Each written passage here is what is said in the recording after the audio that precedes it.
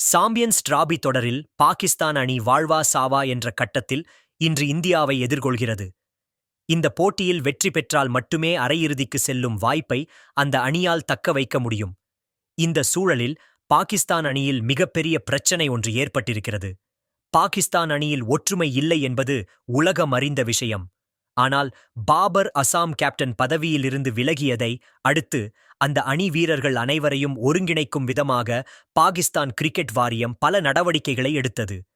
அதற்கு நல்ல பயனும் கிடைத்தது.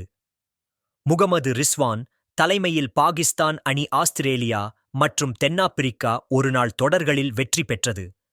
இந்த சூழ்நிலையில் பாகிஸ்தான் அணியில் மீண்டும் பிரச்சினை ஏற்பட்டிருக்கிறது. நியூசிலாந்துக்கு எதிரான ஆட்டத்தில் 321 ரன்கள் என்ற இலக்கை சேஸ் செய்தபோது பாபர் அசாம் மோசமான முறையில் விளையாடியதாக குற்றச்சாட்டுகள் எழுந்து உள்ளது.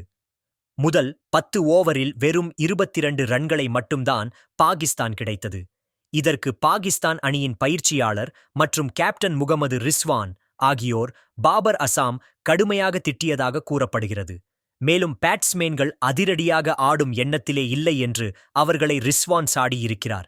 இதனால் கடுப்பான பாபர் அசாம் ரிஸ்வானுடன் சண்டை போட்டு சென்றதாக கூறப்படுகிறது.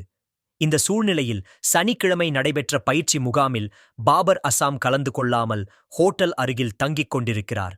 இதனால் பாபர் அசாம் மீது நடவடிக்கை எடுக்கப்படலாம் என தெரிகிறது. பாகிஸ்தான் அணியில் ஒற்றுமை இல்லாமல் வீரர்களுக்குள் மோதல் இருப்பதே இந்த சம்பவம் காட்டுவதாக கிரிக்கெட் வல்லுநர்கள் கருத்து தெரிவித்துள்ளனர்.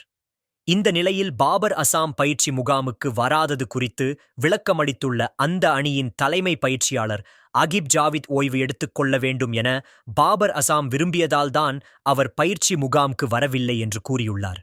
பேட்டிங் வரிசையில் 3வது அல்லது 4வது வீரராக இறங்கி வந்த பாபர் அசாமை தொடக்க வீரராக ரிஸ்வான் களம் இறக்கியதும் பிரச்சினைக்கு காரணமாக பார்க்கப்படுகிறது.